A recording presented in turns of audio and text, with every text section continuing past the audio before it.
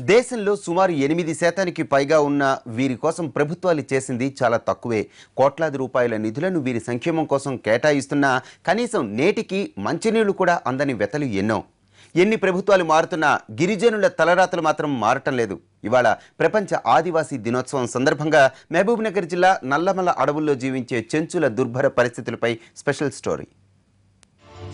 దట్టమైన అడవులు, మైళ్ల కొద్దీ కనిపించే గుట్టలు, గలగలా పారే సెలయేళ్లు, పక్షుల కిలకిల రావాలు, మెలికలు తిరిగిన వాగులు, పచ్చటి వాతావరణంలో ప్రశాంతంగా సాగే బతుకులు వారివి. కాని పైకి కనిపించే ఆ ప్రశాంతత మాటున వాళ్లు నరకం అనుభవిస్తున్నారు. ఇక్కడ అభివృద్ధి మాటున విధ్వంసం జరుగుతోంది.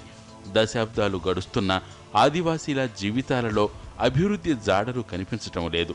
వీళ్ల కోసం ఎన్ని చట్టాలొచ్చినా అవి చట్టుబండలే అవుతున్నాయి. కేంద్ర రాష్ట్ర ప్రభుత్వాలు గిరిజనుల అభివృద్ధి సంక్షేమానికి ఏటా భారీగా నిధులు కేటాయిస్తున్నా అవి వారికి చేరడం లేదు. వైద్యం అందక చనిపోతున్న చెంచుల సంఖ్య ఏటికేడాది పెరుగుతూనే ఉంది. వీటికి తోడు మూఢనమ్మకాల్లోనే వీళ్ల జీవితం మగ్గిపోతోంది. చెంచుపెంటలకు కనీసం రహదారులు లేక వాగులు వంకలు దాటుతూ ప్రయాణం సాగిస్తున్నారు. అంతవరకు మాకు అడిగిన ఏ కష్టం లేదు. ఇంకా తీరిక ఇంట్లో ఉండకమే. వీళ్ళు ఇంకా మన సాటి సార్ వాళ్ళు మాకు ఇండ్లు ఇచ్చినారు. ఆ ఇండ్ల గురించి ఇంకా చంపేట మహబూబ్నగర్లో అంతా తిరిగి సముద్రం కాడికి తిరుగుతున్నాం.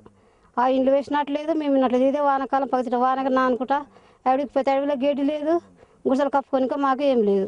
గిరిజనుల సమగ్రాభివృద్ధి కోసం ఏర్పాటు చేసిన ఐటీడీఏలు వారికి అభివృద్ధి ఫలాలు అందించలేకపోతున్నాయి. ఏటా కోట్ల రూపాయల నిధులు ఆదివాసీల అభివృద్ధికి వస్తున్నా అనుకున్న ఫలితాలు రావటం లేదు. ఆదిమ జాతులైన చెంచు, కొండరెడ్డి, సవర తెగలు అత్యంత ప్రమాదకర పరిస్థితుల్లో ఉన్నట్టు అధికారిక గణాంకాలు చెబుతున్నాయి.